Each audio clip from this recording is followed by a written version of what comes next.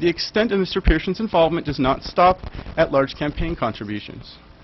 In 2006, Mr. Pearson commissioned a Bay Area consulting firm, Zentner & Zentner, to conduct a wetland delineation study. This was right after Q6 announced. Excuse me, we've got a request for a point of order. I'd be happy to discuss any of the campaign contributions with you, but you're supposed to be addressing us about this project and why we should be putting this on the ballot, not about campaign contributions, which are public knowledge, and I'd be happy to talk about them. Contributions. And actually, and where I think he's going is just saying that I understand him, and I appreciate your point of order, but I think he's fine. But Brian, please continue. Madam Mayor, I'm speaking of campaign contributions. Point of order.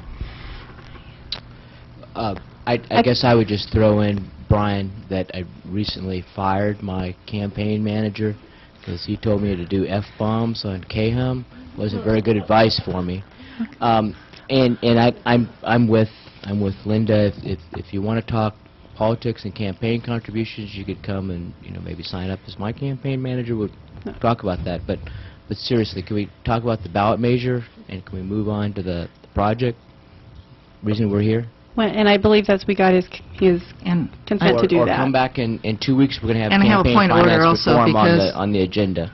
Point of order on saying that all the no votes for this project came from people who Bill Pearson gave money to. I'm one of the yes votes on this project of the people that Bill Pearson gave money to. So let's go to something else. And I would request that we do try to keep people's names out of this and make this more. I know we can't tell you people what to say or what not, but we do want to keep. We'd like to keep a civil respect. So I appreciate that you're now moving on to the project. Brian, thank you. I'm now moving on. No more campaign contribution talks and no more names other than elected public officials. Is that all right? Yes, thank you. Thank you. I guess I would point out, in addition to matters I previously discussed, that a local competing business has authorized a wetlands delineation study on the property, which was submitted to the Coastal Commission anonymously, but I will move on. I'd like to mention that there's been interference in this project of a more aggressive type, and that relates to litigation after litigation that's been filed. And I guess I'll skip past that too in the spirit of civility. I would just point out that it does appear to be not based on the merits of the project, but that the litigation is based on other factors. But I'll leave it at that. And I guess that I would just wrap up tonight by pointing out that the process has been subverted by other public officials from other jurisdictions.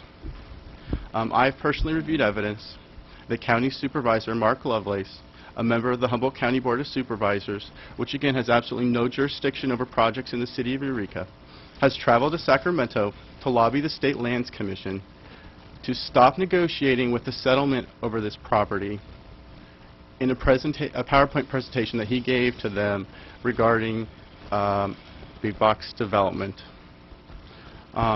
I find it alarming that a county supervisor who doesn't represent the city of Eureka is attempting to influence land use decisions over which he has no jurisdiction. Perhaps he was uncomfortable with this as well and he failed to explain it. I'll conclude tonight by saying that the city's at a fork in the road.